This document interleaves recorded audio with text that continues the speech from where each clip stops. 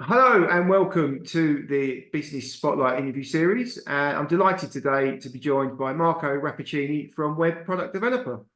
Hi Marco, how are you? Hi, Rob. I'm really good. Thank you so much. It is great to be here, and thanks for the invite.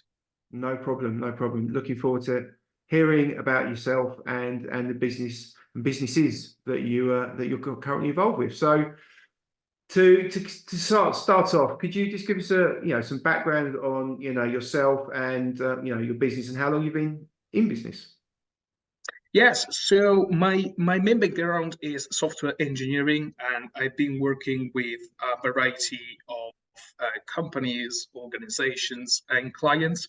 So basically, what I do, I write code or I develop solutions that can help businesses and organizations to basically collect data or to extract some information from this data or to increase their conversions, their sales.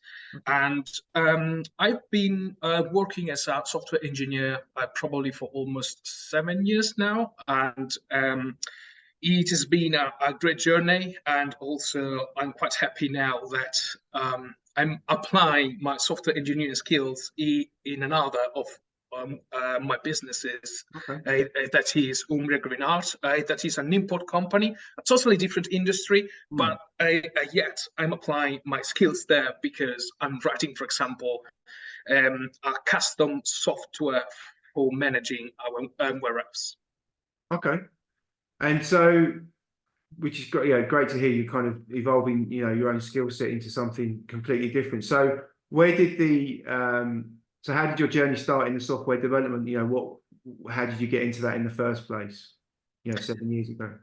Yeah, well, I would say that everything probably started a bit earlier, and it was when I was in my last years of high school in Italy, and I started noticing that you know all the businesses needed to do like a digital transition in order to be modern, in order to be competitive, but more importantly, in order to understand uh, uh, uh, in a better way what they're doing, because we are today in a digital age and we need data, so we need to collect it, we need to understand it, Yeah. and we need to take some actions from the data. So when I was probably 16, 17 years old, I understood that my kind of career needed to be around understanding better the context and the data and what is around us Yeah. in order to have a leverage, And this is how I started coding, basically, because I realized that, yes, everyone was talking about technology, but how technology is made. Well, Mm. basically, there are two main branches around technology that is the hardware and the software. I've never been a 1% passionate about the hardware part, at least in the beginning. So I immediately started from software. Okay. So I had, I took a bachelor's degree in computer science, and while I was studying, I already started working as a web developer because I was creating websites or e-commerce websites Right. for small businesses that wanted to sell online. And Mhm. then basically from there, I started getting on board more clients and working different industries and doing different kind of work. And it's been a great journey. And yeah, this is how I started really. Fantastic. So, you said obviously you were in Italy at that time, and did you start studying in Italy, or did you come? Have you moved to the UK to start? How did that journey? Right. So I've been in Italy until December of 2020, and then I moved to the UK because I was working for a UK-based financial technology startup, and Okay. they asked me to come in order, to be part of the first of the first development team, and I said, you know what, yes, I will accept this challenge, because I never had like a continuous working experience Mm. abroad. Although when I was in Italy, I was already working for international companies. Right. Okay. Okay, perfect. And is that what brought you to the Lake District then? Is that where you Yes, settled? yes, because basically I started my journey in Chester and then moved to Wrexham and Oh, then to Penrith and then to Kendal. oh, okay. And this is where I've got my home now, my Yeah. family and everything. Yes. And it is where I am based. So yes, at the door of the Lake District. Yeah, perfect. Fantastic place to live in terms of the UK. And how comparable is it to? I mean, obviously parts of Italy are beautiful as well. So is Umbria? Is there a similarities there in terms of the? Yes, I would say that it is quite similar to the region I'm from, that is Yeah. Umbria. Of course, it is a bit different. We are in two different countries, two different environments, landscapes, whatever. But when it comes, for example, I see a lot of Umbria in Cumbria and vice versa. For example, from the hills, the mountains, Yeah. and also people here, really kind, I think, and also they value a lot good food, for example, good drinks. Yeah. It is something that I found myself a new home Yeah. here, really. Brilliant, brilliant. And I guess, like, obviously, with your new business being kind of importing, products from Umbria, there's the similarities in terms of obviously the Lake District being quite a big producer of quality food and things as Absolutely. well. So there's that link as well there, which is really nice. So yeah, fantastic. Well, I'm glad you settled over here, and yeah, life is good on that front. Um, so what is it about what you do that you enjoy the most, would you say? Yeah. Well, I would say that the I really enjoy two things. The first one is trying to bring down complexity. Okay. We live in a world that is really complex. Yeah. There are a lot of tools, a lot of technology, a lot of things to understand. So the first thing that I really love to do is bringing down complexity, Yeah. so that every user, every customer has an easier life or an easy job. Hmm. The second kind of thing that I really love to do is to adding value. Yeah. At the end, as I always say, when I talk to my customers, what I'm really like to do is to adding value. It is to give something Hmm. that is new.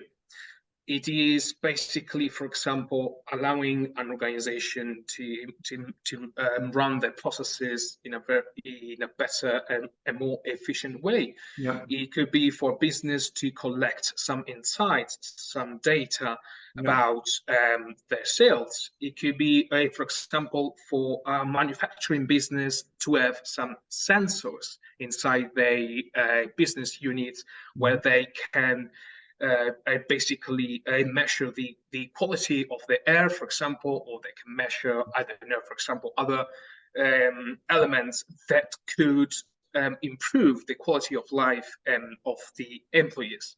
Sure. Okay. And so, how does so is it?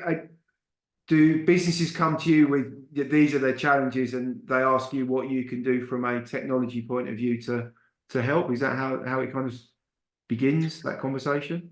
I would say that often I do the first step. I Okay. do the first step because I see an issue, a problem. I see complexity, and I try to come there with um, a small scale solution, saying like, for example, I've noticed this about your business, about your organization. Sure. What about improving this aspect, or Yeah. what about changing this other feature? Yeah. And but also, of course, I had like people on LinkedIn or maybe former customers that are recommending me to the new customers. So I would say that it is a good mix between word of mouth, and my network, and also some kind of proposal that I send to people or Mhm. organizations that I interact with. Excellent. And just give us a flavour of the, different types of organisations that you've worked with. What kind of industries have you done work within? Yes, I would say very different industries. I worked for a very small time in the aerospace and defense industry. I've been working in the financial technology industry, Right. academia and research, charities, and also I've been working with fashion technology industry. So these are very different, Yeah. very diverse, industries, and of course, lately also in the food and drink industry. Mm. But from a supply chain point of view, because taking care of the relationships with the suppliers and importing goods, it is not just about having knowledge about the product, but also having knowledge about the processes. And Yeah. this is why I absolutely love founding Umbria Green Heart with my business partner, Davide Guerrieri, because he brings the product knowledge, I bring the process optimization knowledge. Okay. Fantastic. So you're obviously bringing the skill set that you need from each angle to make sure that you get the efficiencies in the business. Yep. Oh, fantastic, fantastic. So when it comes to what you do, what do you think makes you stand out from other businesses or people in your sector? Which is Right. So I would say that first of all, I can see myself, like a tech guy with mm, a, a business mindset. okay. This allows me to have to be on the same level of Yeah, my customers, of my clients, because often when you approach maybe a tech company, they could be a bit close in their bubble, because they work with exceptional technology. mm, But in the end, what a customer wants is maybe, to optimize the process or increasing their sales through online channels, or yeah, maybe integrating an existing piece of software with a custom software. yeah, So it doesn't really matter how deep you are in a technology. What really matters to me is to deliver a solution that my customers can use in an efficient way. yeah. Okay, perfect. Yeah, I think you're right. It's understanding and the realities of life and the practicalities of that system, being able to use by people that aren't, tech savvy, I guess is one way of putting it. Making it, and because ideally you're trying to, as you said yourself, you're trying to simplify things, so you need to make sure you understand what simplifying means, and making sure that it then delivers on obviously the efficiency that the company or the business is looking to achieve. So, yeah, no, absolutely makes perfect sense. So what's your business journey been like today? So you kind of give us a flavour of kind of how long you've been in business. How has that mapped out over those kind of 6, 7 years now? I would say that the pattern that I always observe, it is constant improvement. Okay. Made a lot of mistakes. I had like up and downs. I would say that, but all over this journey, there is something that I always wanted to do, that is learning. And learning, especially from mistakes, because we're humans. I'm human, and I make mistakes, and both in my personal and professional life. And for example, I would say that the last 3 or 4 months have been quite difficult for me from a professional point of view, because I had some personal issues. Um, and now I've learned a lot. I've learned a lot about how to deal with, like with within complexity also in my private life, and how it can affect my business, for example. Sure. I would say that along this journey, learning has been fundamental, because it has always allowed me to deeply think about what could be done in a better way, Mm. and how to behave and how to approach situations the next time. Um, and also, I think that an important aspect of my journey has been my ability to adapt to a constantly evolving situation. Mhm. So, change. Yeah. Change has been really important across my journey because I've worked on so many different industries, so many projects, Mm. and but also I've been playing different roles. So I've been playing the roles of the employee, of the Mm. consultant, of the co-founder, Mm. of a kind of CTO. So I would say that um, yeah, and learning and ability to adapt to change. Perfect.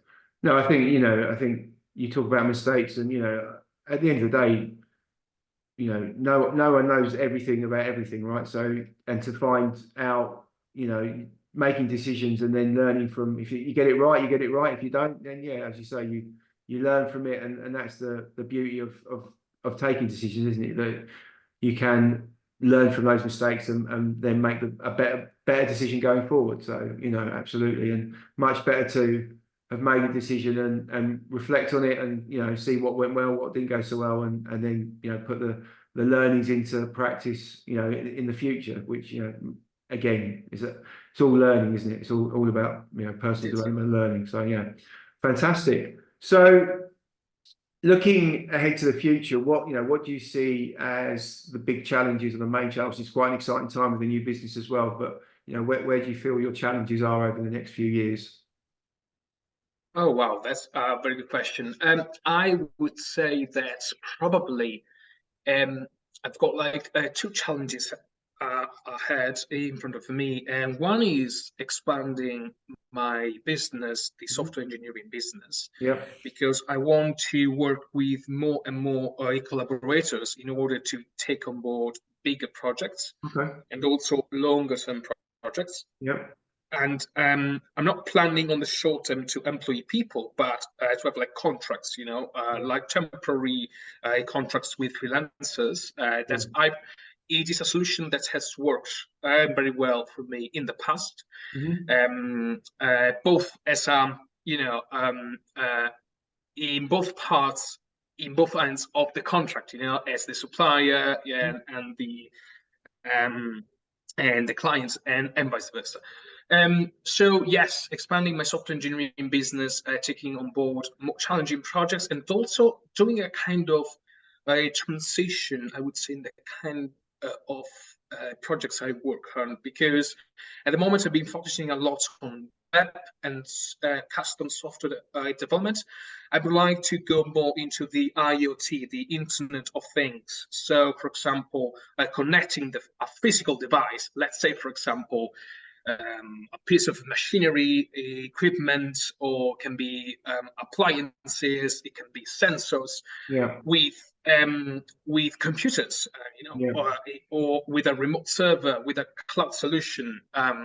So I would like to expand my business in that kind of field, Yeah. and also I would love to expand what is my consulting for a digital transition. So especially um, for traditional manufacturing businesses, Okay. because let's say, for example, even I don't know, a carpentry business, or maybe I don't know, a building business, a small business, they still need a lot to be done in order to be efficient, in Mm. order to be modern, in order also to be able to scale in the appropriate way.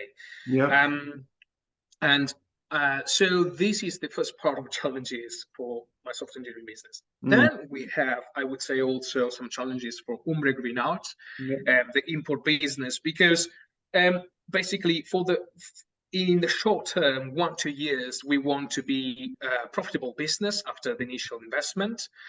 importing and selling stuff online and also to other businesses. Sure. Then we have a medium-term goal that is to export Cambrian products to Italy. Oh, okay.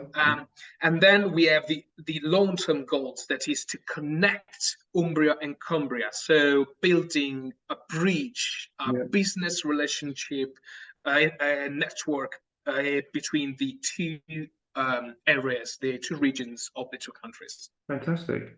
Excellent. Well, you've got some great some interesting, because that's more vision than challenge. But yeah, they're challenges, but they're also obviously goals and some vision in there as well, aren't they? So yeah, there's some interesting times ahead with what you've got planned on that front. So no, no, very good indeed. So you talked about obviously collaborators. So when you are looking to bring people in to help alongside, whether they be consultants or engineers or whatever, what qualities would you be looking for in those kind of people when if and when you bring those in to work alongside you? Yes, well, first of all, as I always say, technology is a tool. In the end, people matter. Yeah. So this is a question that I really I care about the answer, because I think that having the right people around you, working with you, supporting you, helping you is really important. And I think that I mainly look for a set of qualities that is, for some reason, is similar to my mindset, but also it is different, because if I work only with other five Marcos, we will always agree. And this is a problem, I think, because you need people that are able to challenge the status quo. You need people that are able to tell you, Marco, I think that you're making a mistake here. Marco, I think that we should do this in a better way. So I would love to have collaborators that are never afraid to share their opinion, and they want to say it loud. Yeah. I also would like to love. I would love to work with collaborators that have attention to details, Yeah. because working in software engineering, I noticed that a lot of mistakes are made in the details, especially when you are doing a briefing with a customer. Yeah. And I also think that another key quality is being able to learn from mistakes. And this is maybe the one element that is really similar to my kind of mindset, and that I also would like to see in collaborators. And finally, I would say that a good collaborator needs to have very good communication skills. I don't care too much about the tech skills, because they are all kind of, would say, skills that can be learned. I care more about the ability of that person to share concerns, ideas, doubts, whatever. Yeah. So values and work ethic and all those kind of things become, like you say, it's you can train the skill. It's the qualities and the the values that are akin to yours. But like you say, it's really nice to hear that you kind of you're not looking for conflict, but you're just looking for challenge from people, and people to have looking for a rounded team. And I think sometimes where business owners can cause themselves issues is where they kind of surround themselves by yes people, for what will always say yes to whatever, and it's really it is scary. It is scary to have a lot of yes people around you. Yeah. So it's healthy to have challenge and debate, and to work out and see that you'll see things from different perspectives, and make sure that you get as rounded a view as you possibly can. So yeah, absolutely, really good to hear. Really good to hear. So I guess one other question, which sometimes people struggle with one thing, but what would you say your biggest learning since you've been a business owner have been? Wow. I would say that it is the biggest learning is that if you need to do something, it's always better to do it now, because every time you postpone it Yeah, without an accurate planning, it will not be done, or it will cause, I would say, like an escalation of events that will go against you. yeah, So if you need to do something, do it now. yeah, And if you cannot do it now, you can delegate or you can plan it. yeah, Or you can decide to do not do it, but never leave something like, oh, I will do it at some point in the future. yeah, Because it will not happen. And most of the time, it will initiate like a chain reaction of things that you don't want to deal with. sure. So I would say that this is the biggest learning. And also another learning is that um, um, talking to people is really important, Yeah, especially for a person like me that has like a tech background. I believed as soon as I left the uni and I started working, I mm, thought that technology was everything, all this cool stuff. yeah, yeah, Yes, but people matter. But you need to talk to people. You cannot um, achieve your goals if you're not sharing your ideas, mm, your goals, your challenges with other people. sure. And this is also why I accepted this interview, because I want to get my ideas out there, and also I think that it is fundamental to talk. So Yeah, sharing, yeah. perfect. No, couldn't agree with you more. So yeah, no, some great insights there. Thank you for those. Um, and then what would be, so the young person starting up in business, what would be, your best piece of advice for someone in that situation?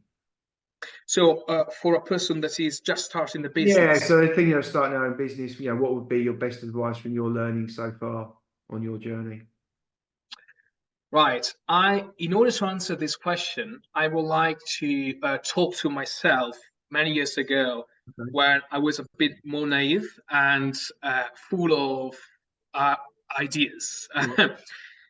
I would say that the best thing that you can do is to connect to the right people, Hmm. focus on one thing at a time, Yeah. and probably also accept the fact that you cannot do everything now, so you need to plan accordingly. Yeah. These are the three key elements that I would suggest to anyone who is starting a business.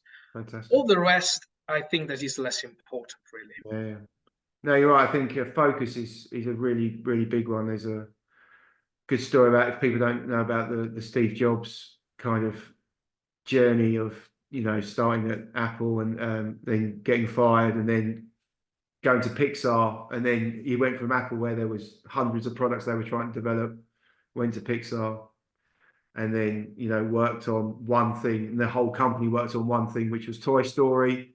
So the whole business was revolved around that. Clearly, that was a massive success. Toy Story 2, everyone was involved, and then going back to Apple was obviously, and then when he went back to Apple, he stripped it all back, and obviously, clearly, then that's where the iPod came from, then the iPhone, then Yes, the iPads, because he had the whole exactly. business focusing on one focus. It was all about one thing and not trying to develop loads and loads of things at the same time. And clearly, as you said, focus is absolutely crucial to developing and achieving great results Yes. in the most. And also, with focus, you are able to think Mm, before you do something, yeah. while you're doing something, and more importantly, after you've done something. 100%, yeah, no, absolutely, no, great advice, yeah, absolutely. Wouldn't, yeah, again, wouldn't disagree with you at all. No, those some really, really good, really good, yeah, some really good ideas and thoughts on that. And finally, I'd like to ask, kind of, what is inspiring you at the moment, or what has inspired you in the past? Are we talking about people? We're talking about whatever, really. Right. So I would say that there are different people that can be like entrepreneurs or Mm. that have inspired me, but I think that there is one person that I always enjoy watching 5 hours of one of his greatest interview. Hmm. That is John Carmack. John Carmack basically is the programmer who was behind a lot of successful video games in the late 90s. Okay. And I would say that why this person? Because he is a programmer that has always had a very clear focus. And he has always admitted, like I don't consider myself like a genius or whatever, as you could, I consider, I don't know, Einstein, a genius and everything. He considers himself like an ordinary programmer that had a lot of focus on Yeah. things that he really liked, and didn't just